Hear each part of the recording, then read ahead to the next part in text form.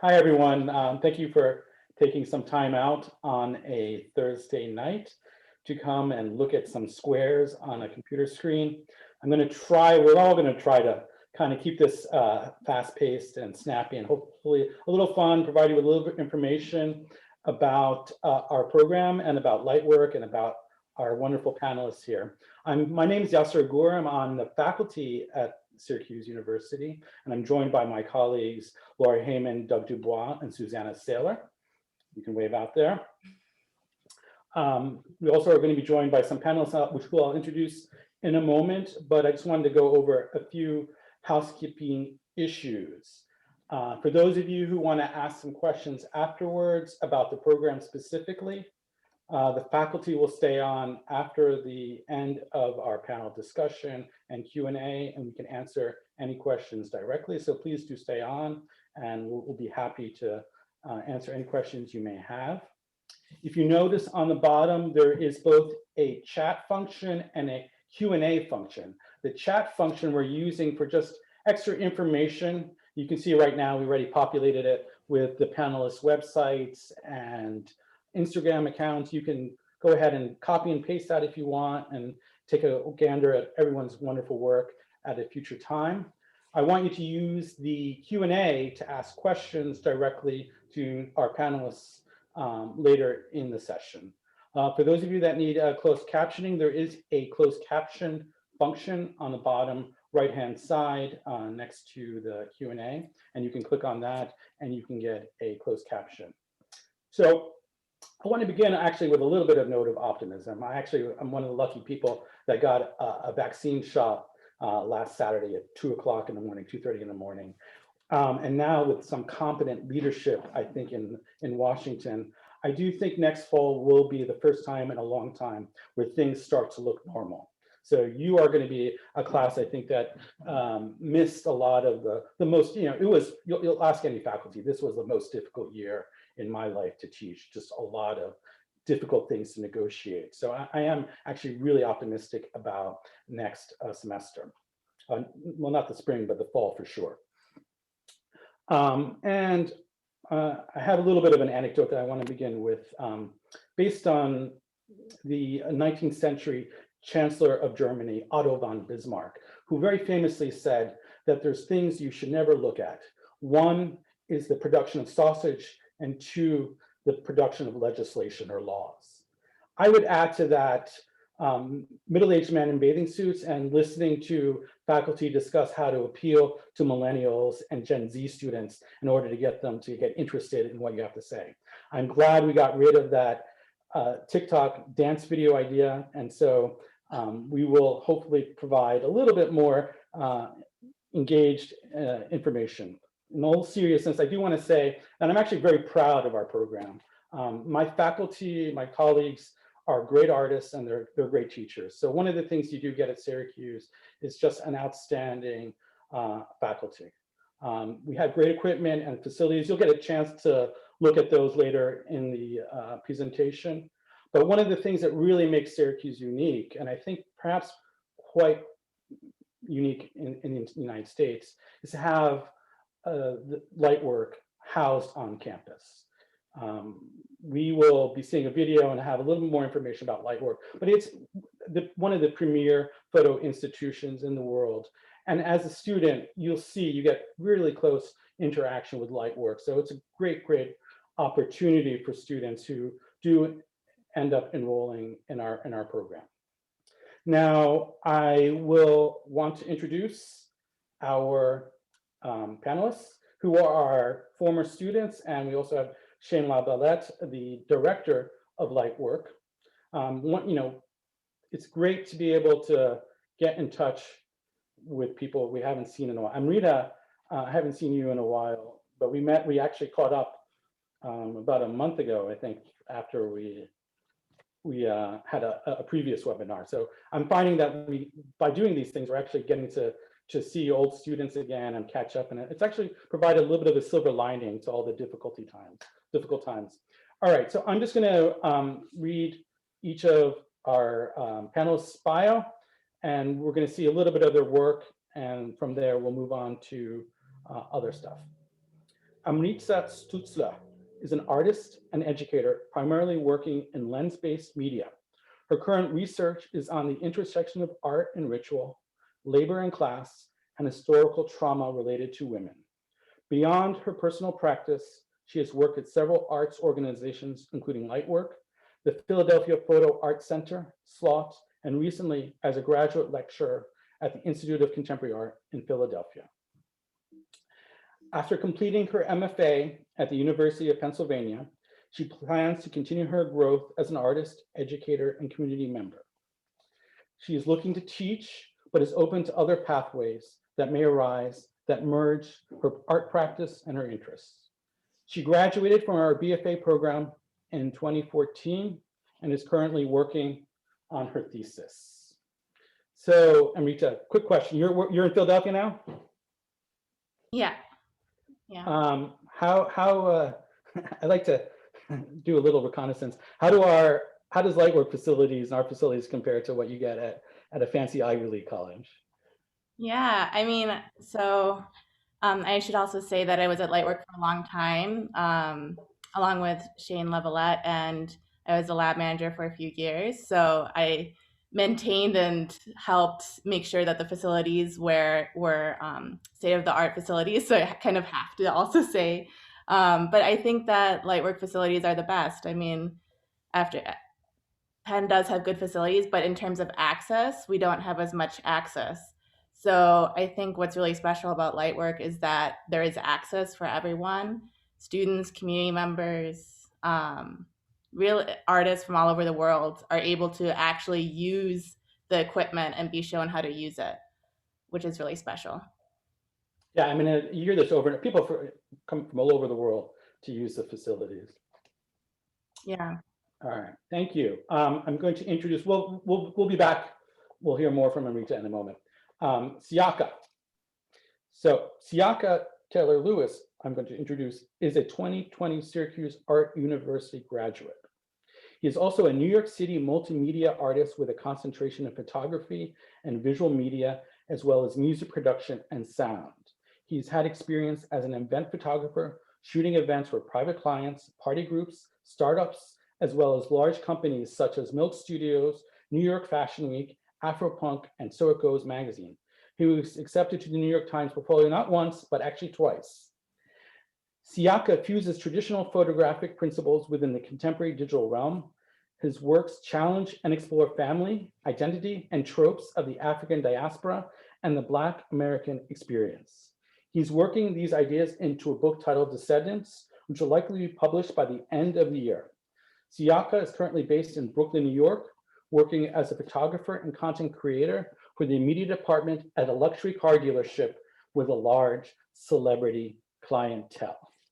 Hi, Siaka. Oh, you're muted, Siaka. Hi, Yasser. How are you? Sorry, Good. hey, everyone. So I wanted to ask you, rumor has it you have released an album. Yes, I have. It's not a rumor. It's true. And where can people hear your album? You could actually find it on Apple Music or Spotify or whatever streaming platform you have. It's not on YouTube.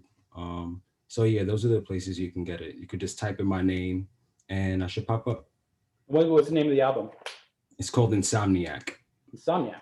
Insomniac.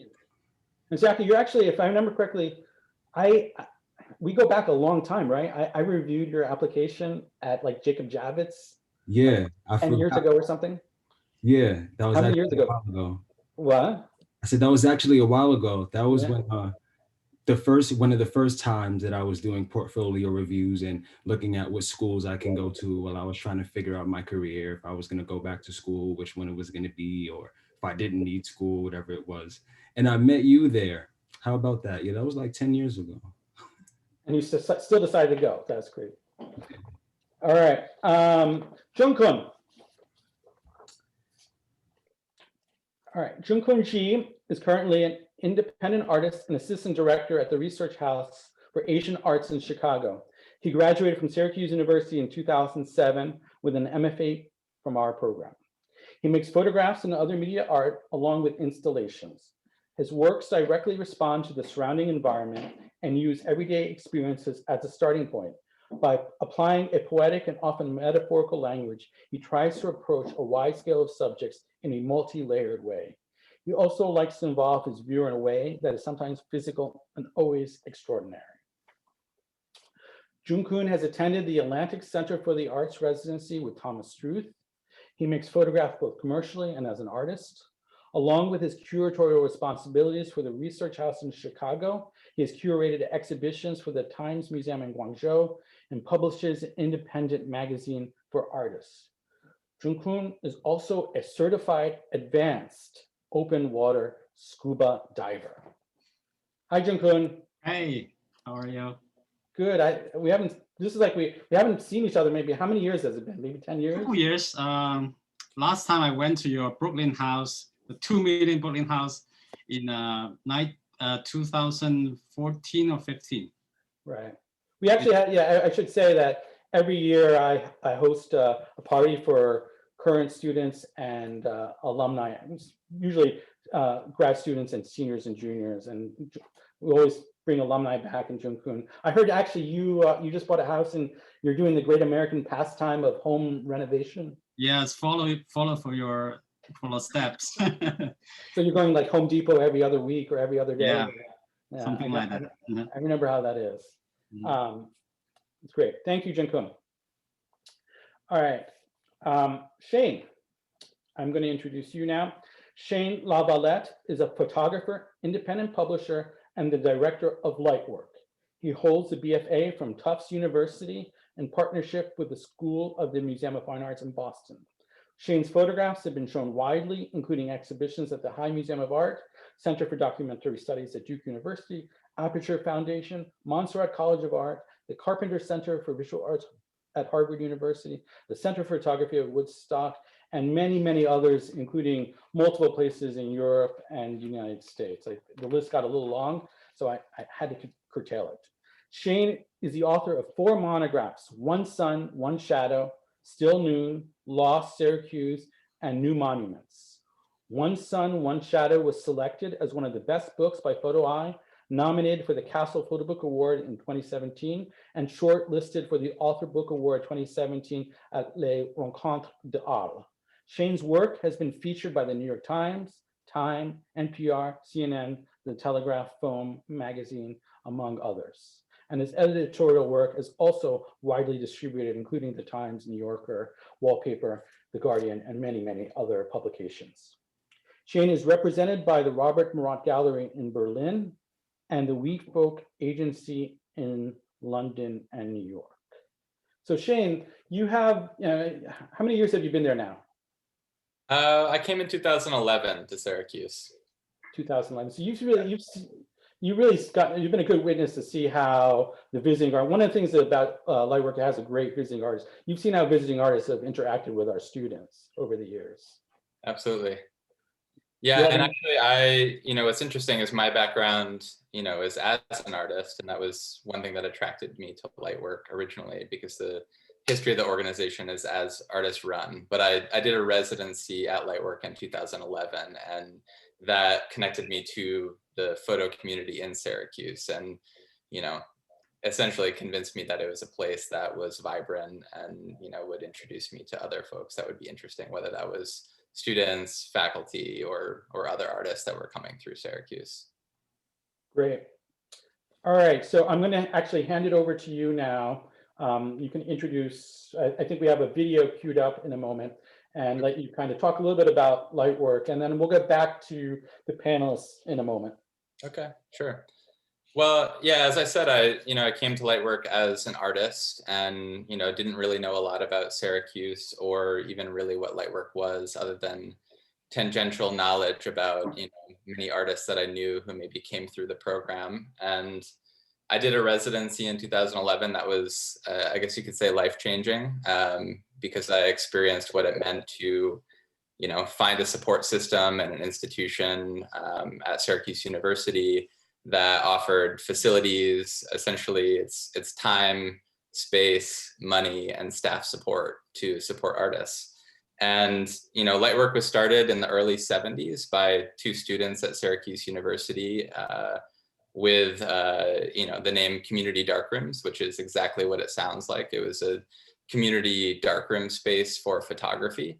And out of that grew this wonderful nonprofit that does all kinds of other things to support artists. So, exhibitions, the residency program that I mentioned, a regional grant program to support artists, publishing. We have our periodical contact sheet, the Urban Video Project, which is an amazing video art collaboration here in Syracuse with the Everson Museum, among other, satellite projects and programs. So as I said, I think it was just that ethos of artists supporting artists and being connected to a campus community that's just full of vibrant thinkers, both in the photography world, but also people on campus who work in, architecture or anthropology or science and, other fields where you can, develop and find interesting intersections that can expand, your practice and the practice of others, and find yourself having conversations that you might not otherwise expect about your work or the work of others. Laura, if you have that video, actually, I think it would be nice to show. It's essentially a promotional video, but because we're doing this virtually, it is one way to sort of give you guys the experience of being in the space. And it's difficult to describe what that sort of space feels like unless you've been in a community digital lab, essentially. But hopefully this gives you a little bit of a picture into that.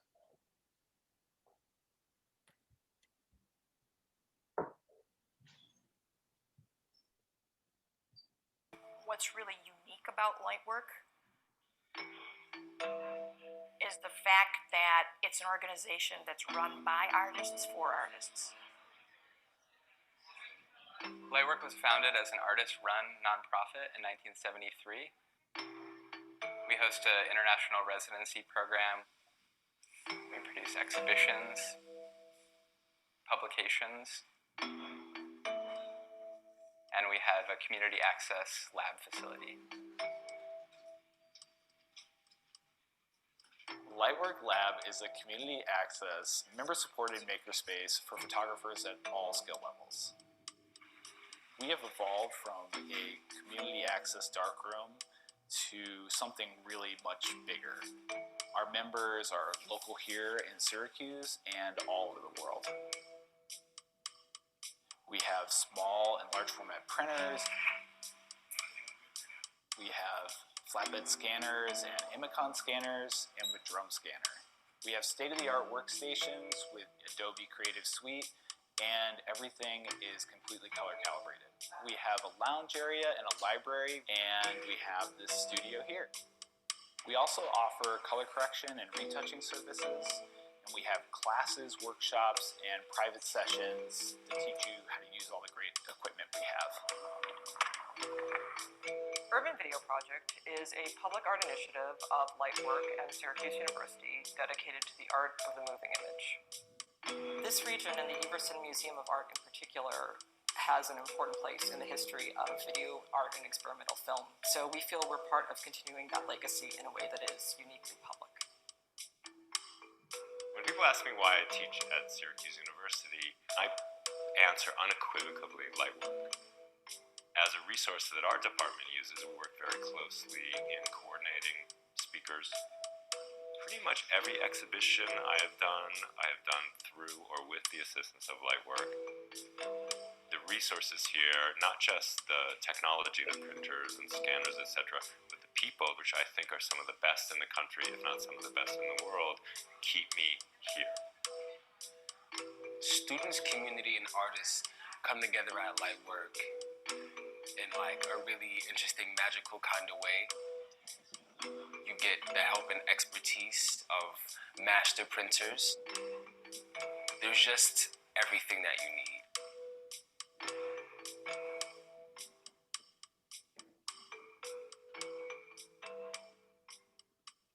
Wow, Siaka.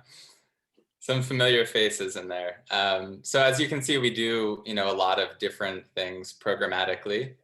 But, Lightwork as a facility is a space that I think is, well, I know is important to students that come through the university for a variety of reasons, both, just as a space of inspiration to see shows and, hear artists talk about their work, to, discover the publications and read texts and learn more about artists and their practice. But also, I think as Rita was alluding to earlier, it's the type of space that's really intended to be used by others and encourage the kind of natural connections that might have happened in an old school black and white darkroom, which we do still maintain at Lightwork, by the way. I think it was mentioned in the video as well, but Lightwork's history goes back almost 50 years now, and so we've worked with incredible artists at early points in their career, many of whom are now extremely famous and accomplished, from Cindy Sherman to Carrie Mae Weems, Jim Welling, Mark Steinmetz. There's kind of a who's who of photography that has been through the organization. And the artists that are coming through now, I think, are essentially the same. We'll be looking back in 5, 10, 20, 30, 40 years and see that the voices that are coming through are representing what's happening in the field.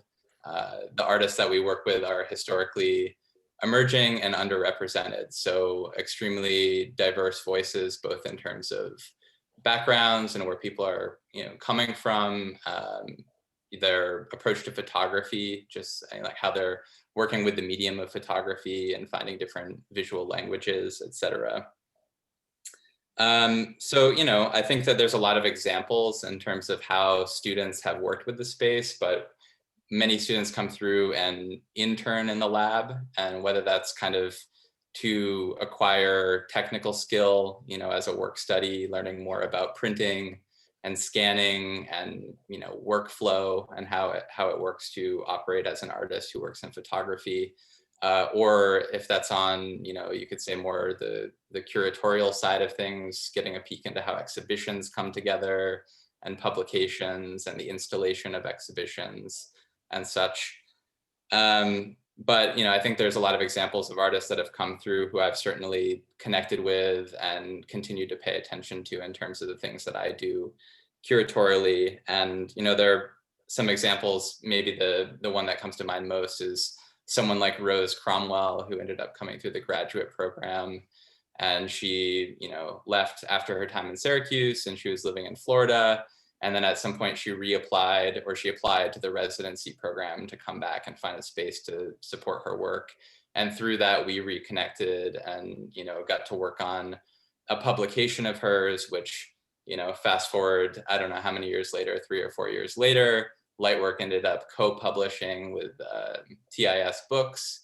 And so there's all these interesting intersections that come through. And of course, VPA has its own facility and space. So, I think that the beauty of Lightwork is that it's kind of an alternative space to work, but a different type of space, as Siaka alluded to, where this kind of intersection of community, this international program of artists, local artists, and other students and staff and faculty can kind of come together around, a singular interest in photography.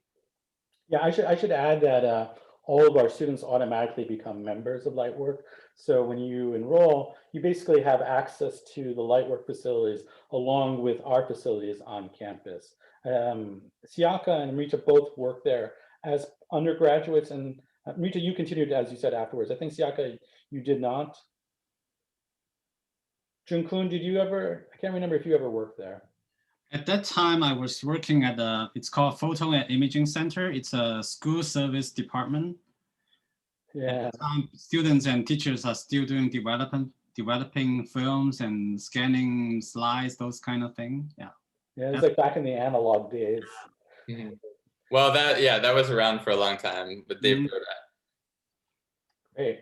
I just wanted to actually ask the panelists about what they're up to these days. I know, Rita, you are, I assume, in production of your thesis show at the moment. You want to talk a little bit about that? Yeah. So I'm mainly trying to focus on work right now and making work and really being in it. And then also figuring out how to continue my practice after graduation and have it continue being full force. But I'm doing a couple other things like you mentioned the introduction. There's the ICA Philadelphia, so I'm able to work as a graduate lecturer there, which has been really great. And I think in part I was able to get that position because of my experience at Lightwork, and that connection was due to the connection with Syracuse University. And then I'm also curating an exhibition, which I got some funding for MFA programs across Philadelphia of lens-based work. So I'm in the process of finding a location. So I'm trying to do all these other small things aside from just working on my thesis as well. And then also looking for teaching jobs. But yeah, that's where I'm at, is mainly trying to work on my thesis work. And you're starting to make some videos too. Yeah. I mean, when I was an undergrad, I did dabble in video a little bit, but I realized I've been working more seriously within video. And then also incorporating some elements of sculpture within my photographs, dabbling in installation a little bit. It's been a little bit difficult with COVID doing that, but I'm hoping to try again a little bit more. Yeah, even though we're definitely a photo department, we are very open-minded about what students want to do and are willing to do, and we can all work with everyone in terms of we have a wide range of skills among the faculty, and then if we don't, we can help you find the people that can help you. Junkun, what are you up to? Let's minus last year. Before that, yeah, I was doing I went to Chicago every fall to curating exhibitions. And during the summer, I teach 2 classes in China. One is art history and the other one is studio art. Besides that, I'm just working on my house. Yeah. How's the art world in China? How's artwork? How's the contemporary art world? I mean, there's a lot. Art's become a big deal in China, hasn't it? It's very big. I've been to Hong Kong for the Art Basel 1 year. It's just a phenomenon. I mean, it's a lot of international galleries and will join there and sell their works. And I mean, China, because the economy, China has a lot of incoming, the collectors and those kind of things. It's art is, yeah. I mean, China went from like 40 years ago, there was nothing practically in terms of contemporary art. And now it's become one of the big epicenters of collectors and artists, and kind of a must-see place to get a sense of what's going on. So that's very exciting. Siaka, how about you? Besides music, tell me a little bit about. What am I doing these days? These days, I'm working full-time at that job you read in my bio. I'm basically a product photographer there, and I do like all of the inventory and a lot of the content for the social media and things like that. And on the side, I'm kind of, similar to Amrita, just trying to figure out how to adjust and transition after school and, like keep that same kind of tenacity. I'm working on a book. I worked on it almost the whole time I was in school. And now that I'm getting to the actual layout and edit and production phase, it's just getting more intense, but it's a learning experience still, so I feel like I'm still kind of riding on the wave of the things I was learning while I was there. It's not too long ago I was there, so yeah, I mean, you technically graduated last year, but you finished your thesis in 2019. Right. You alluded to celebrities. Any celebrities you want to mention? They're literally all like entertainment celebrities. So DJ Khaled bought a car the other day. He bought like one of the Maserati Uris. They're like the most expensive, beautiful, fast, luxurious SUV that you'll ever see in the whole entire world. 50 Cent bought like 2 cars. There's this other rapper who bought a car. There's a DJ, a really big hip hop DJ, DJ Envy. He bought one of the new 2021 G-Wagons in all white with red interior. So it's pretty cool, we get to photograph a lot of these people, and we kind of, just gather everything that happens when they come. So you're photographing them, you're meeting them. Mm-hmm. Great. Yeah. Shane, you would actually be good to answer this question about the age-old question of balancing art practice and like professional experience.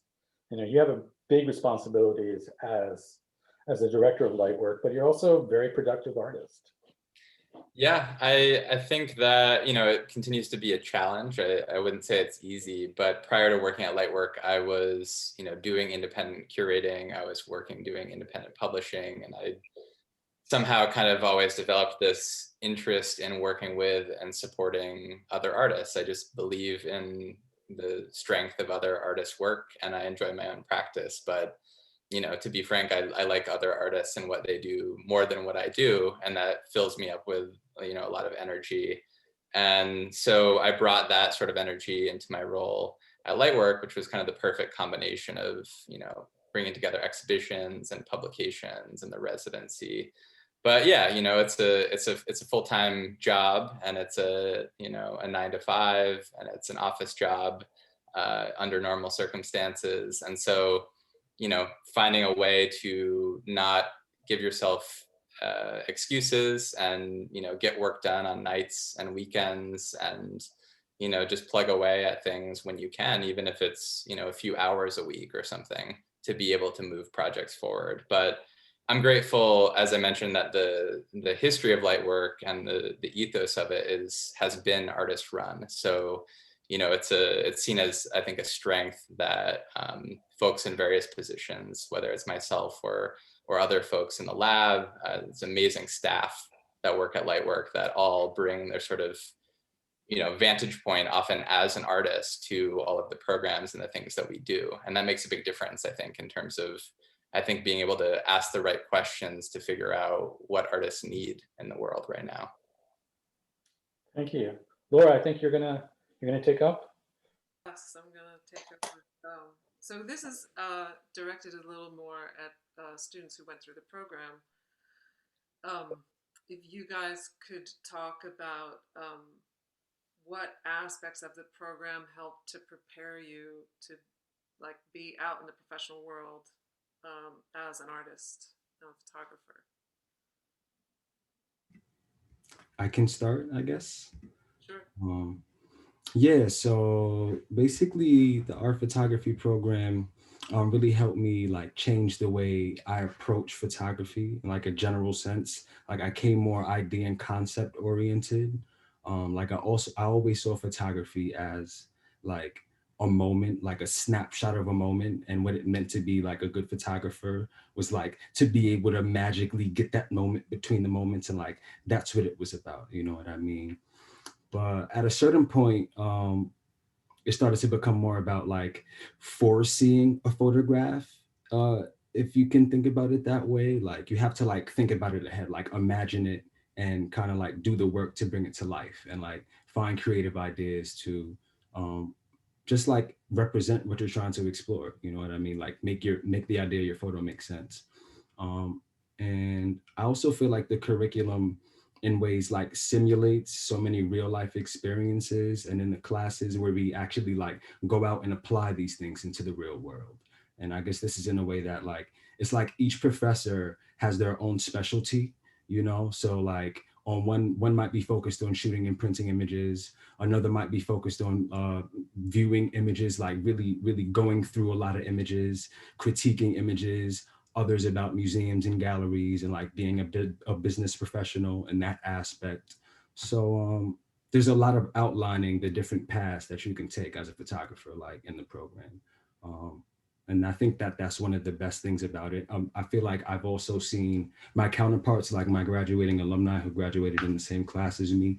I feel they can attest to that. They all seem to be doing things and, applying concepts and ideas that we learned. So yeah, 2 thumbs.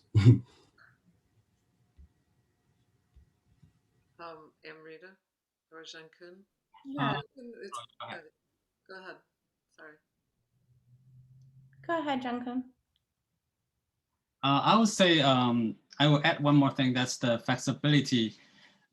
It's good in photo department. Basically, you can do whatever you like to do in addition of photography. I remember at that time I was at school, I can take other departments classes, such as sculpture, computer art, filmmaking.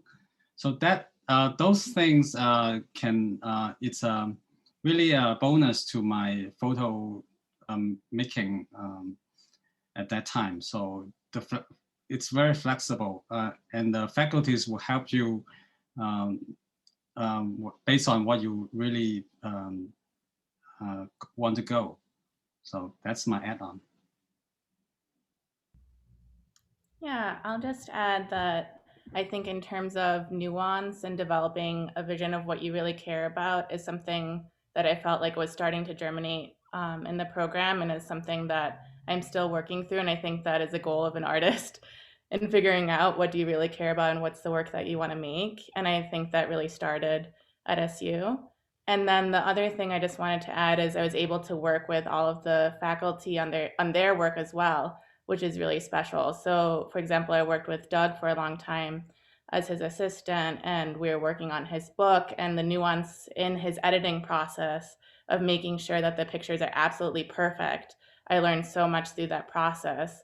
And then I was also able to help him with his exhibition at Aperture at the time, which was really special. So just that inside view in how it is to be a working artist through an experience like that, and then also with working with the artists at Lightwork after, was really special.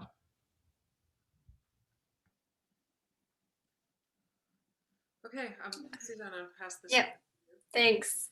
Thanks, Amrita. So I actually wanted to ask you all a question about how you are using social media in your professional practice. I mean, social media is such a kind of photo-based medium, and I wondered if you could talk a little bit about how it, how it works for you and how you utilize it.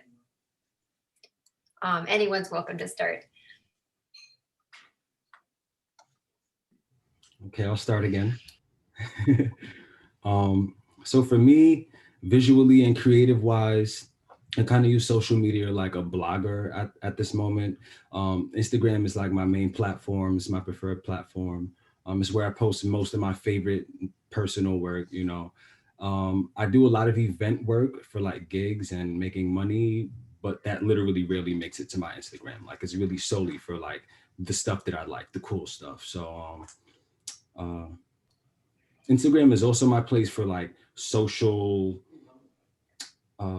just staying socially up and socially connected, like it's a good way to like connect with creators from my city. It's good to see what other good photographers are doing and working on.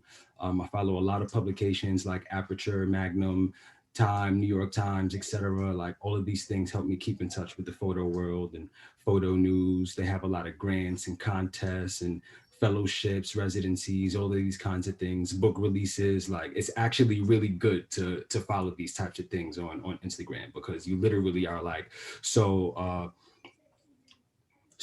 enabled to all of the access that you actually have to like the industry as a practicing photographer.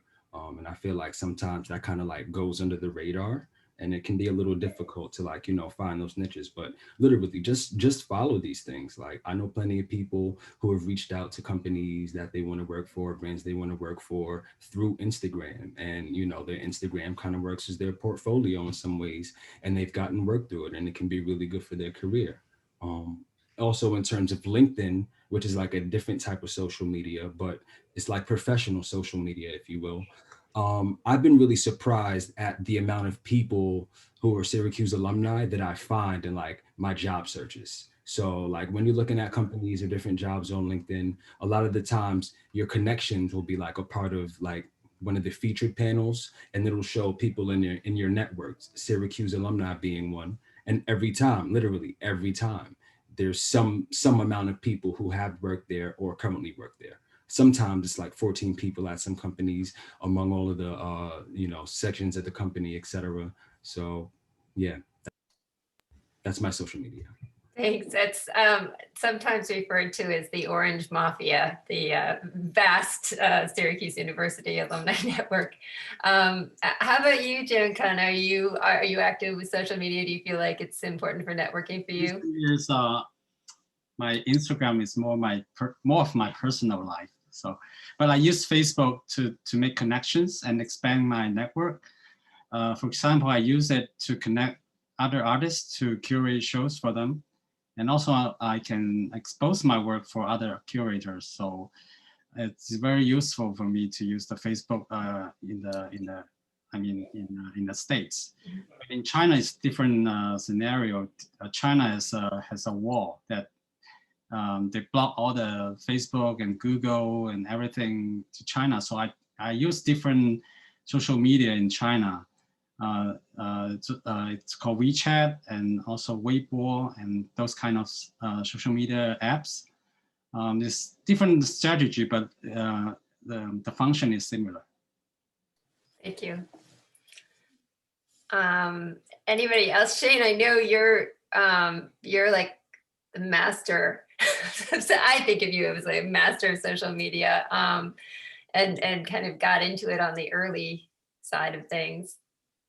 Well, I use social media for a variety of things, I suppose, sharing my work. As a photographer, I work mostly in, with a fine art practice, and I, work on exhibitions and I work on books and various things.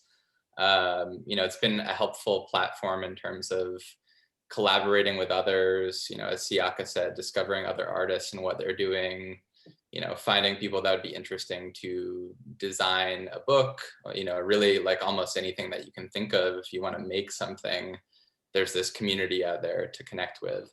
But as a photographer, I work also doing editorial and commercial work too. So I've connected with photo editors and art directors and folks that work in different parts of the industry through that platform. And then, with Lightwork, it's certainly a really important aspect of how the organization tells its story and how we're supporting artists and what artists we're working with, what programs are happening at Lightwork. And, we've even done in the past, monthly takeovers where artists are kind of posting on the account and showing a little peek into their personal practice and what they're working on during their residency month and things like that. So I don't know, I think it's a space that, maybe you need to be cautious about using, personally in terms of how it affects your psyche, but it can be a really beautiful space in terms of making connections that are meaningful as well.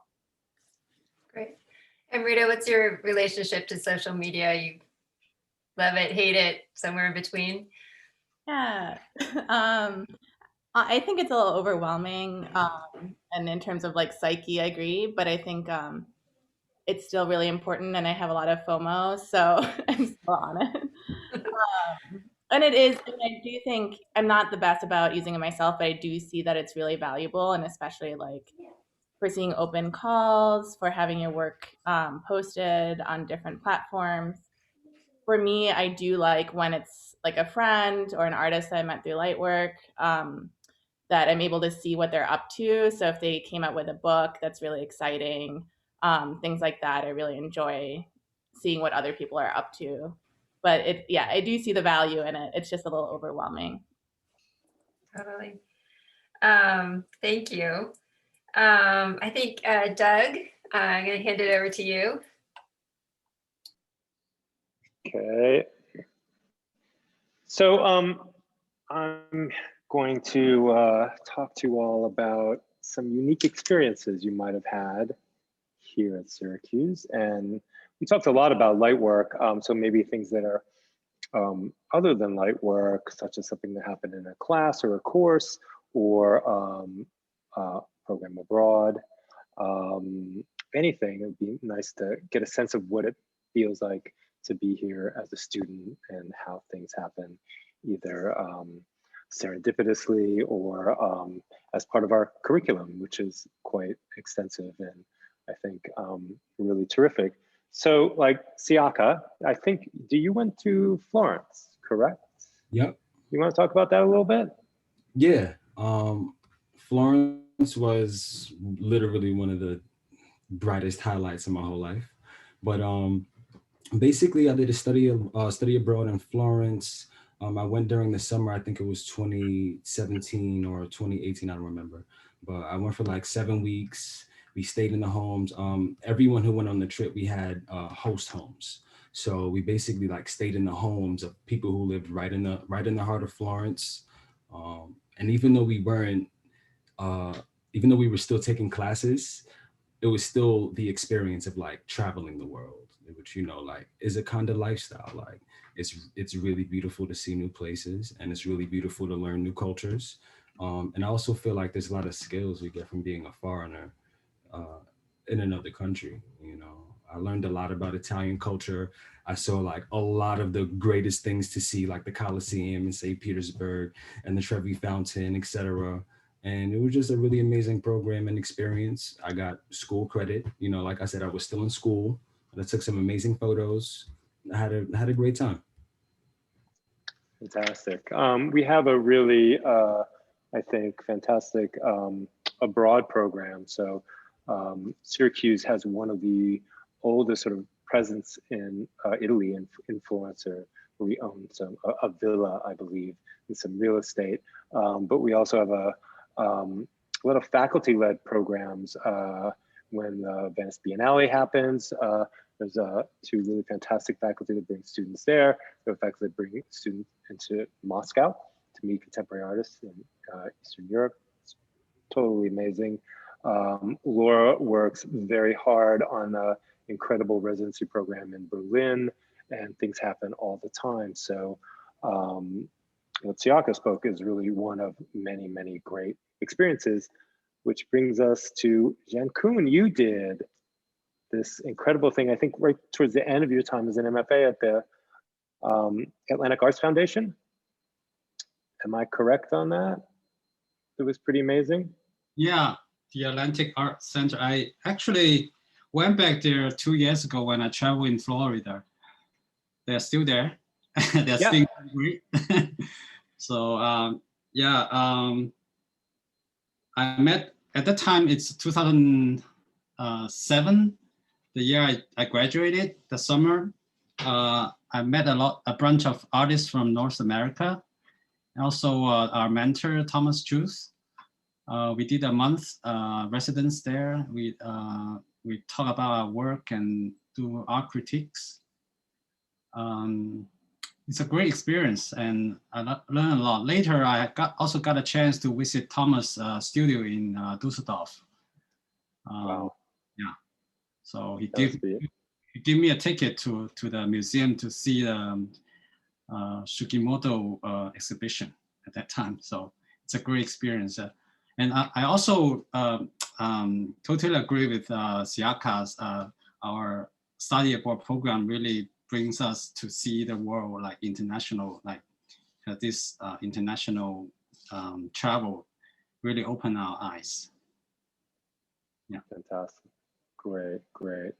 And Amrita mentioned how we worked together on a book I was publishing at the time, but I've got to say that Amrita became, while she was at Lightwork and also while she worked on my book, a person I really depended on. Her eye was both younger and keener than mine, and her skill and her attention to detail was absolutely amazing. And when you went to graduate school, I was very thrilled that you went to graduate school. I can't tell you, I was also crushed that I missed the person I relied on most at Lightwork, who I knew would not let anything fall through the cracks and was always on it. And you're a fantastic artist. So, you know, you talked a lot about Lightwork. I don't know if there's anything particular you'd like to add, or if there's anything sort of outside or in addition to that, but that'd be great. Yeah, so what I wanted to talk about was a couple of the classes that still stick with me. And many of the things, like, for example, Laura and drilling people with their artist statements, but in a way that there's really a specificity in language. And I still think about that, working with Doug with his book and the nuance and all of the images and the precision and how that really makes a big difference. And then a couple of the classes like Yasser's photography and cinema course, I still really think about a lot. In that course, some of the movies that we watched, I think about a lot, and they're still in the back of my mind, and a way of approaching making work from a interdisciplinary standpoint where you're not just within the one medium, but you're considering other mediums to make work. So yeah, and then so I think just in terms of classes, a lot of the content still sticks with me, and that was in between 2010 and 2014, so now some time ago. And I just want to mention really kind of special specificity within classes and really diving deep in how to make work is something that I really valued.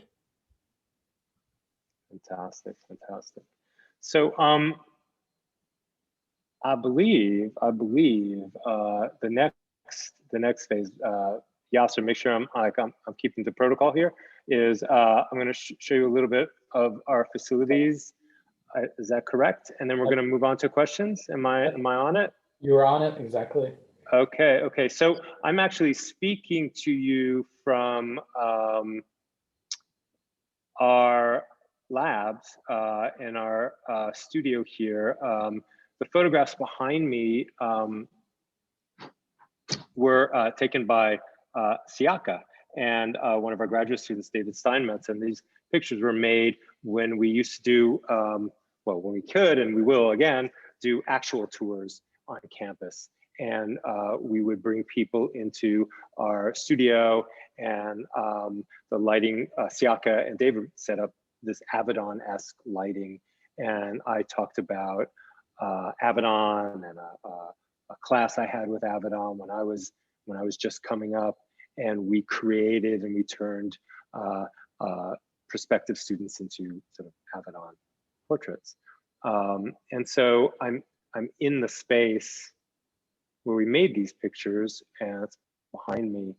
And I'm going to do just a very quick tour of our facilities, but here's our shooting studio. It can be divided up into two or even reconfigured even smaller. But we have a great array of ProPhoto lights. It's a very sort of professionally outfitted, and we have a lot of courses that focus on lighting. Graduate students, of course, as well can use these facilities. They're available for checkout. Everything lives in a cart. It's very easy to move in, and you shoot tethered.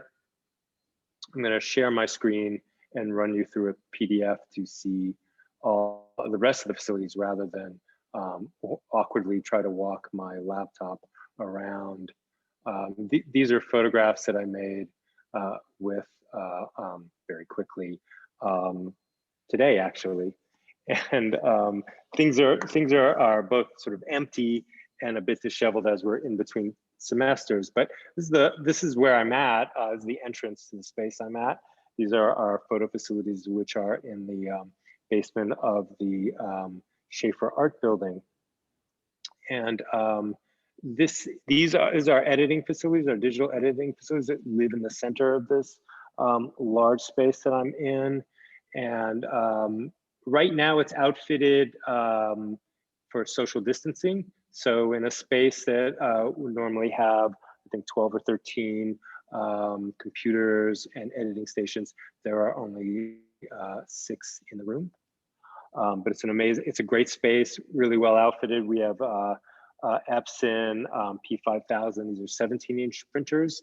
But if you want to go larger, you have access to the amazing large 60-inch printers at Lightwork. So you can scale up your work like nobody's business.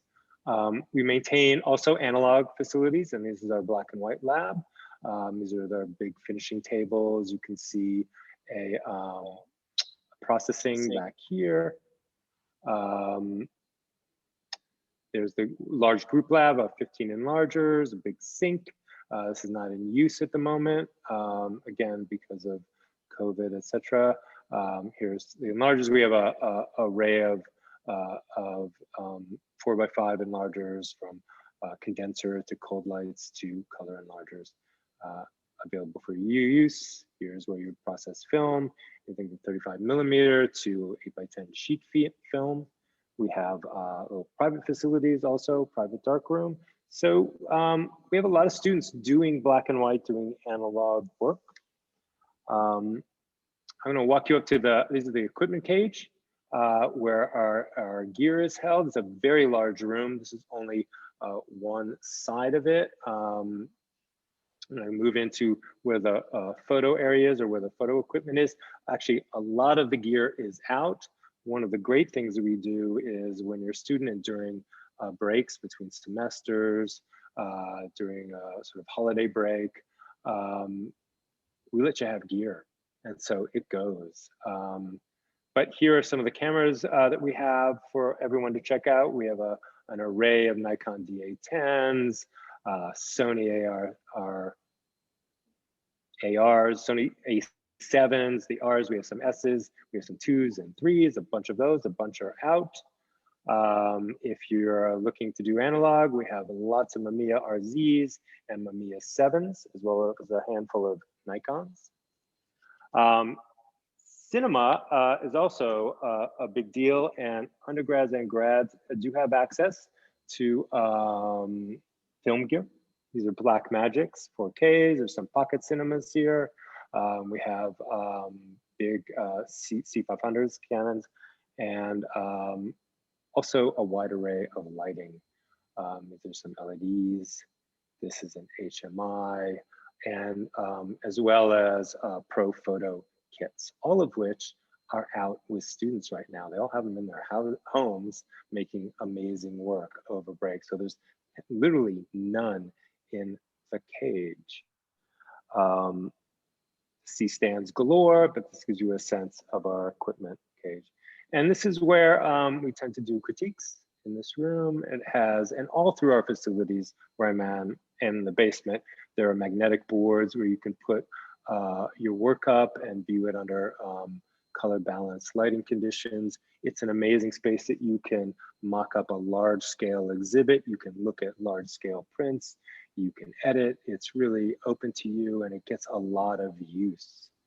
So that was a really quick tour. And I'll go back to my camera here. And I think it's time for questions, correct? Yes, it is. And we've got a lot of them here, I can see. We do. Susanna, do you want to sort of walk us through the questions? Are you going to do that? Yes. Thanks everyone for putting your questions in here. I'm going to start with Devin. This, I think, will lead on well from the conversations that we've been having already. Given your experiences post-graduation, what advice would you have for a first-year photography student now?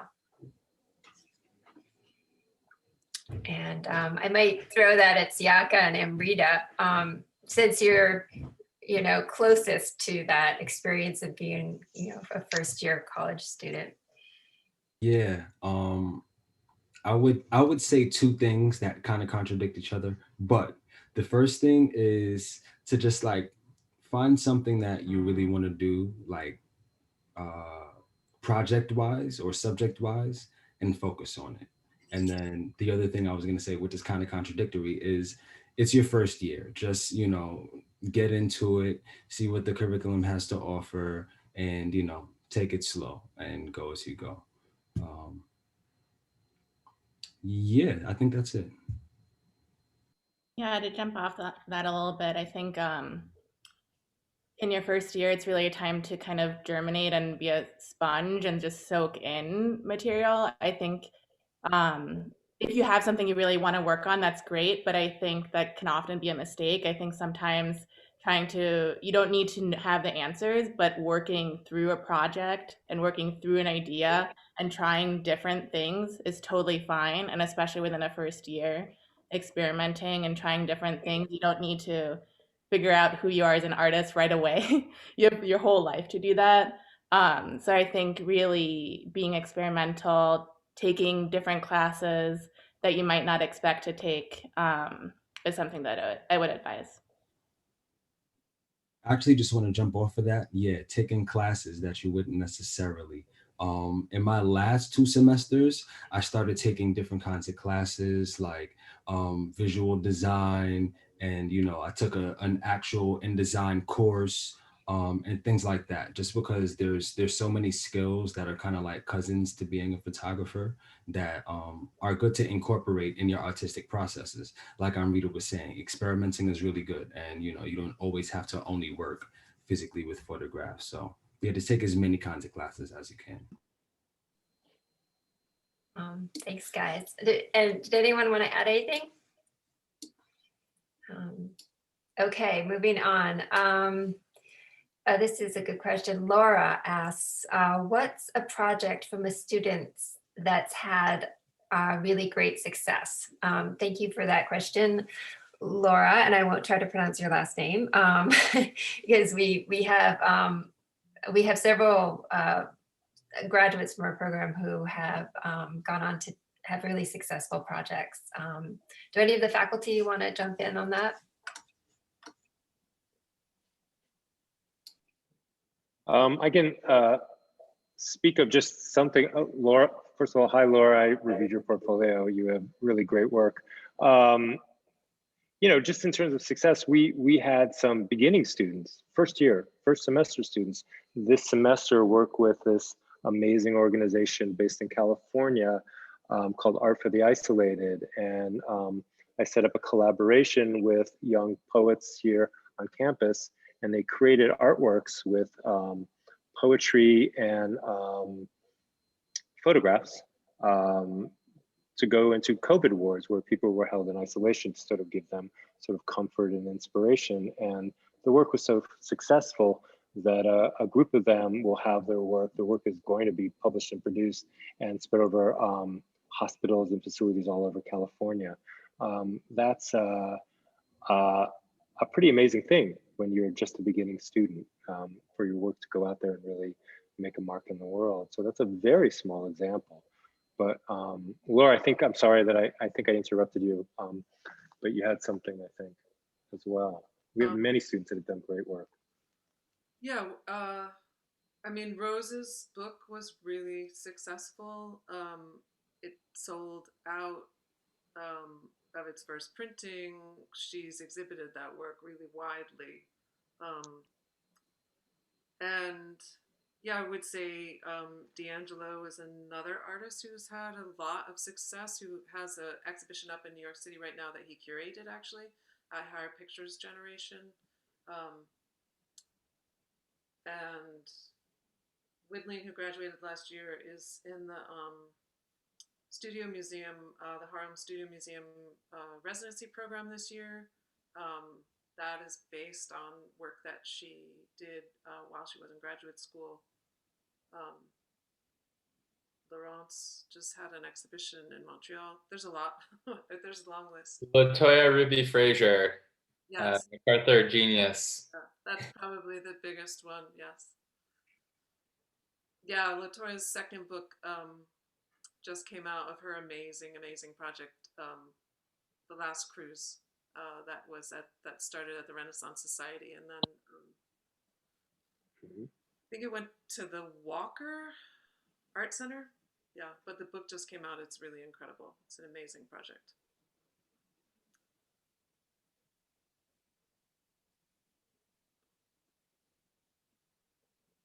Suzanne, I think you're muted. Sorry, great question here from Rhea. She writes, hi, my name is Rhea, and I'm a New Jersey high school student looking into photo programs at Syracuse. I had a few questions. How does Syracuse promote community and diversity support on campus? I'm a queer woman of color, and I want to be able to feel safe in my environment.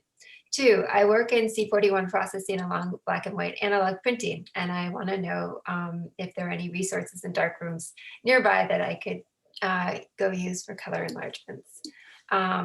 So why don't we start with the first really important question first in terms of community and diversity on campus. Do any of the panelists want to take that one?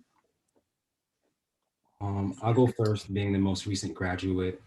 I would say that the university at this point actually takes a lot of steps in ensuring the comfort of all cultures and inclusion. And, you know, there's a lot of different groups and a lot of different spaces for all of the different types of people that exist.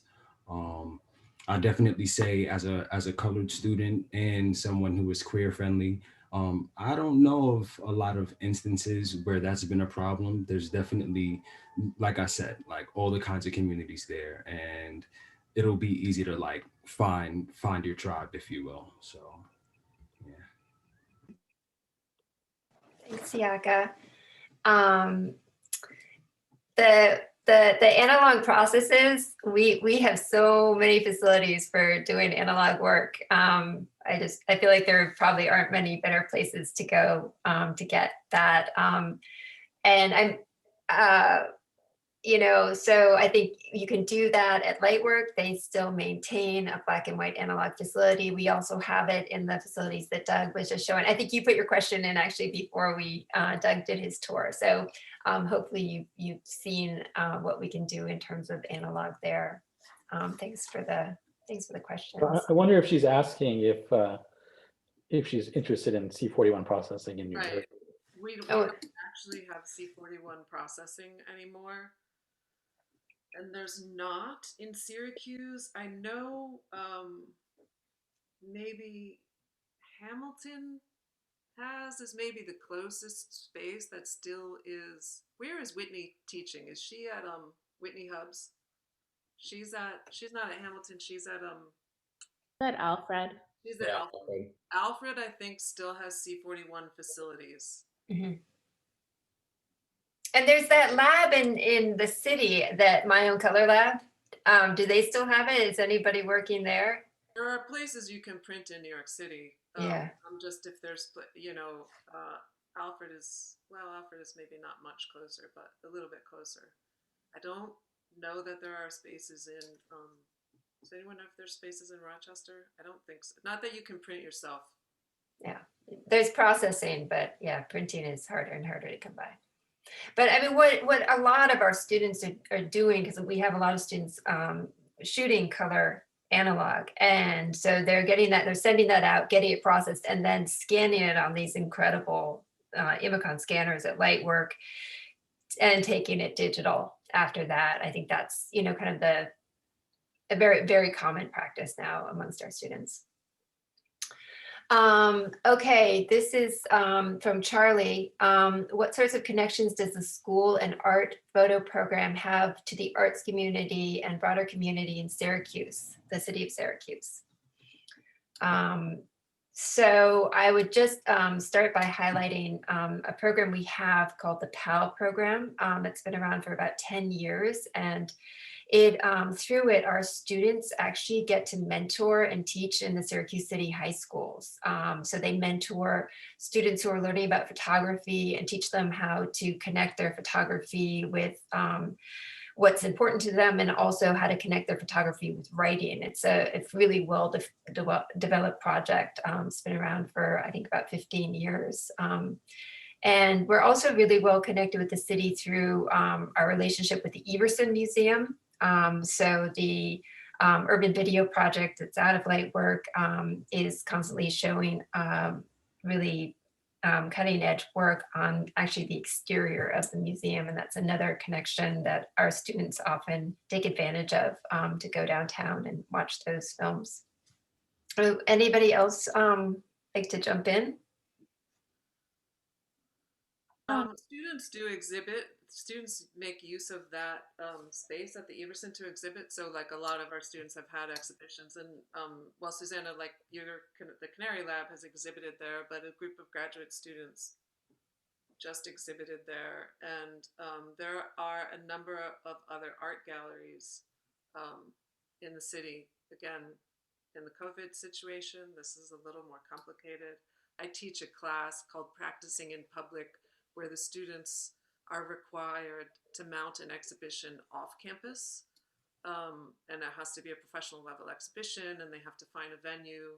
And I co-teach that. For the past few years, I had been co-teaching it with DJ Hellerman from the Everson.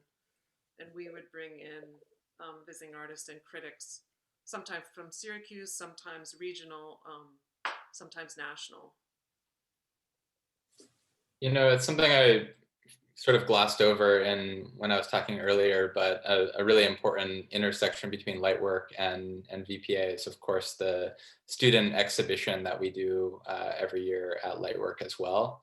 And obviously right now during COVID times, we're not having gatherings and having community in the space, but that's, you know, all of the receptions and exhibitions, Lightwork as a space, even though it's on campus, it's open to the public. So we do everything we can to get community to take advantage of using the space, to coming to those shows, to engaging with each other. But the student shows are always really strong. They're an opportunity to get the students' work in front of jurors each year. So we find someone who's an interesting editor or curator, or, you know, perhaps another nonprofit director in the field, to look at student work and select, you know, honorable mentions and a best of show, and spend time with the student work, so that that can lead to other opportunities beyond the campus itself. And, you know, I've seen photographs sell from those exhibitions to collectors. I've seen all kinds of interesting things happen as a result of that. So in itself, it's a nice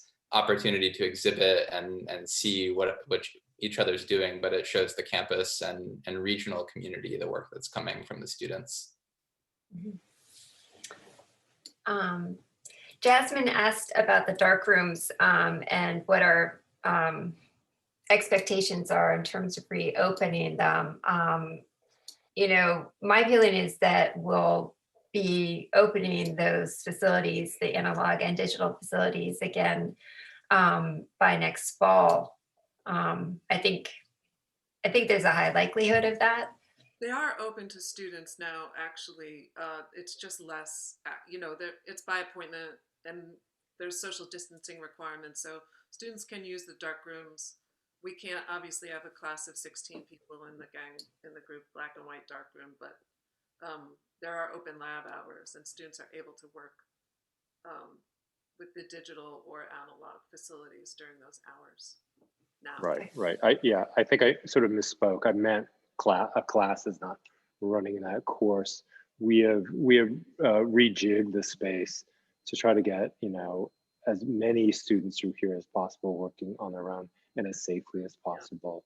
And so far it's working, and students are improvising in really incredible ways. So it's happening. Okay, here's a question. Do you encourage students to pursue different mediums of photography, i.e. documentary, abstract, film, street, etc.? Or is the goal to help students find one particular medium that they wish to explore? I think it's good for the panelists to answer. I can answer that.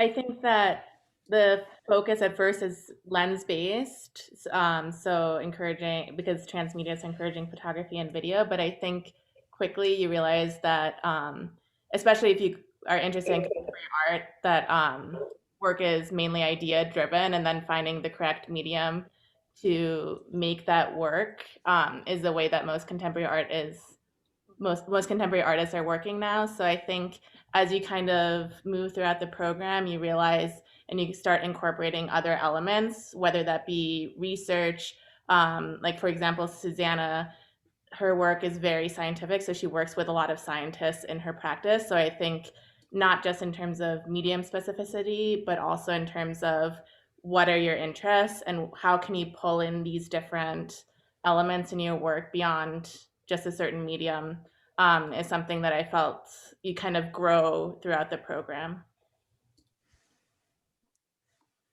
I definitely piggyback off of that and say that like there's a really big like sliding scale, if you will, of different types of genres and, you know, photographic techniques and approaches that are definitely like encouraged by the faculty and just by the curriculum itself. You know, like I was saying, each professor kind of has their own specialty, and I feel like, you know, over your time there, you kind of go through this pendulum of different types of approaches, visual representations, techniques, etc. So yeah, it's definitely encouraged to you know try as many styles or whatever you want to call it as you want. Yeah, I think I'd say we emphasize problem solving. Like we want our students to be able to go out and have the tools to, be it a professional job or, their artistic career, be able to tackle different kinds of ideas. And so we do definitely encourage a lot of flexibility in the media that our students use and finding the media that's appropriate for expressing the ideas. So here's a question from a graduate student, Jasmine, or a graduate candidate who wanted to know if studying abroad was a requirement at some point for graduate students, and when would you recommend studying abroad during your time at SU?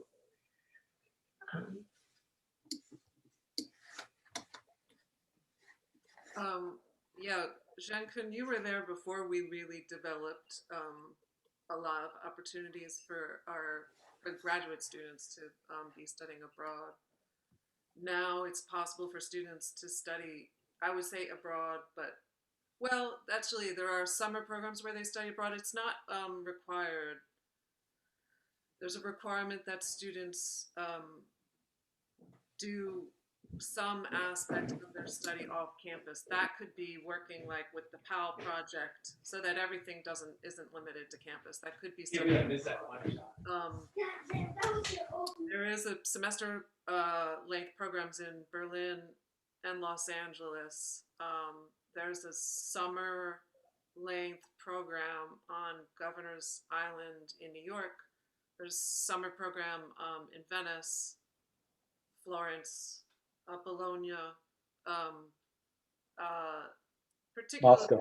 I think the semester length programs are pretty unique experiences for students because they are able to go as working artists. It's a combination of like a sort of like a graduate seminar and a residency program.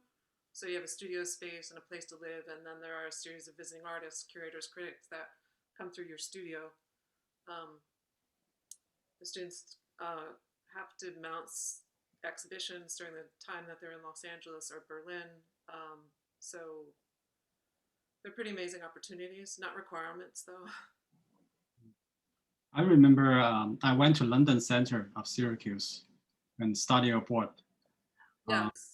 Yeah, that. Oh, you did right. When we had a partnership with Newhouse there. Right, it's a Newhouse program. It's actually undergrad. Yeah. It's a senior class. So it's a fashion photography. Yeah, it's a different experience.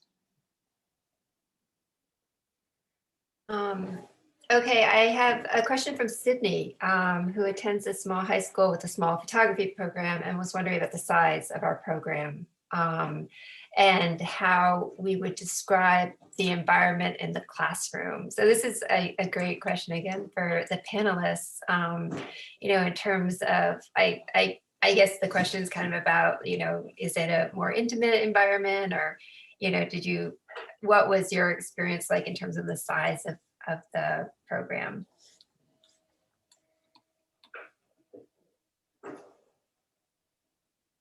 Okay, I'll go on that one again too. I would say that in terms of like hands-on photography, it's definitely like very intimate. It's very like close to the professor, and everyone kind of learns together. I remember there was one class where we kind of did projects as a larger group. We all did our own individual process, but we became like a family in the way, we worked through the weeks and critiqued each other's work and then like grew to understand each other more through the work, etc. So it's definitely a good community experience, I would say. Yeah.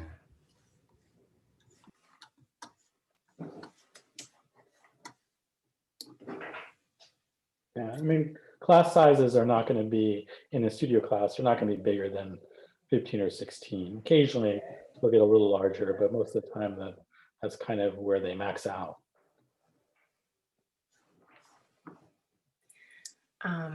Yeah, I feel like each year the group of students they're they're tight, we think of them as these cohorts, and they do spend 4 years together because our students declare their majors when they come in. And so you get to know each other very well. We are part of a larger department, the Department of Transmedia. So you have a lot of classes with students studying film or computer art. And then of course, there's the much broader university. It's a huge university. And so I think there's a lot of, room to explore, but I think that each year for the undergrad photo program is kind of a special group. And it's been my observation in my time here that they bond, and I think they really keep in touch also after graduating as well. Okay, let's see here. So how would you describe the city of Syracuse to an incoming student, and what opportunities does it provide?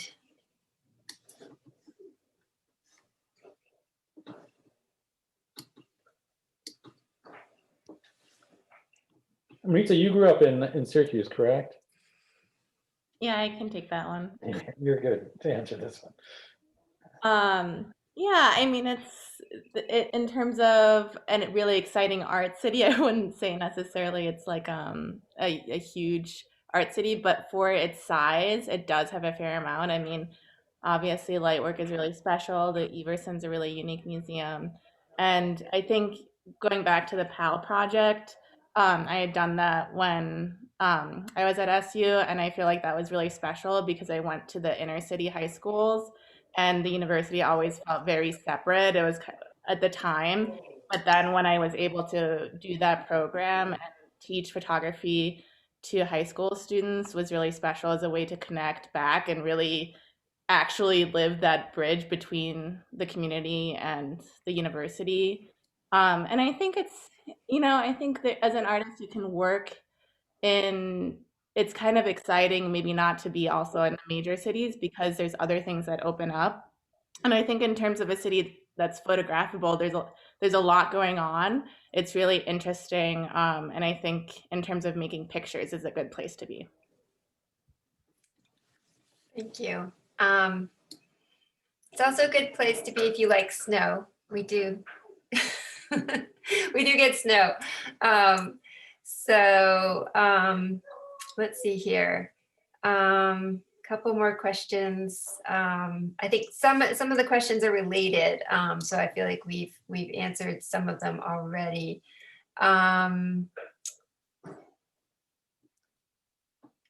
We can stay on to answer more specific program questions, but maybe questions for the panel. I'm weary of keeping them too much longer.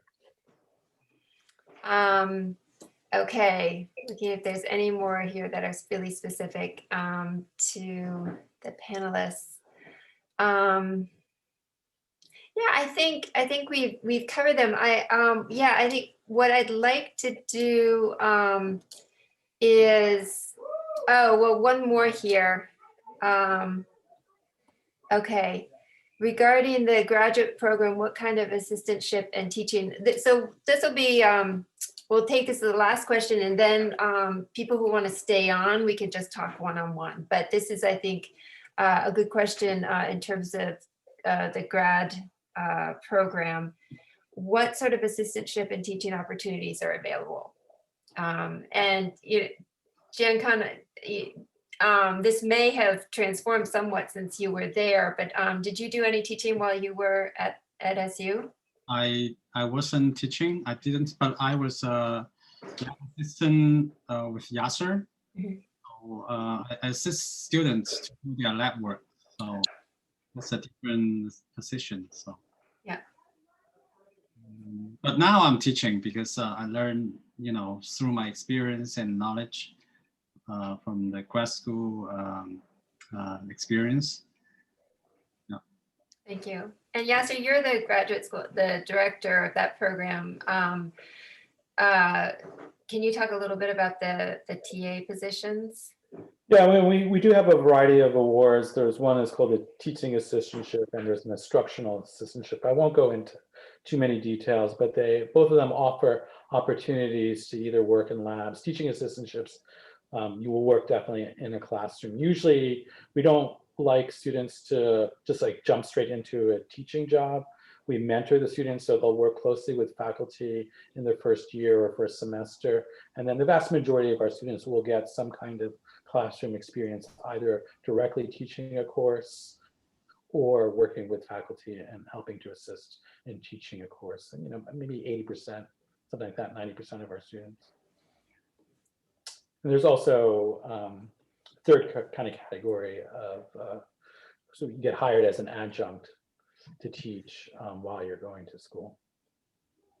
And they have different kind of monetary associations with that. But I would say we're on the more generous side in terms of discounts and funding and awards compared to a lot of our competitor schools. Yeah, basically everyone that is admitted to the program receives some degree of tuition scholarship. That's whether you're teaching or not, right? So TAs or adjunct positions or instructional assistantships are available, but tuition scholarships are also available for students not interested in teaching. Every once in a while, an undergrad will actually assist with a class. Siaka actually assisted with me last spring before COVID kind of interrupted everything, but he was a really a great kind of partner in my classroom. Oh, thank you.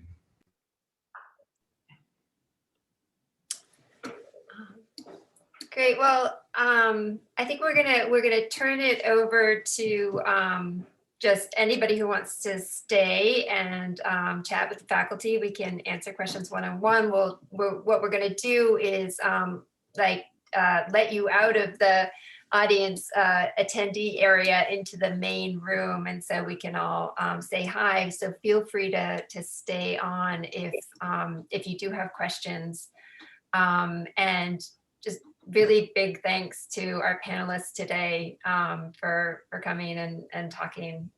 It's been really great.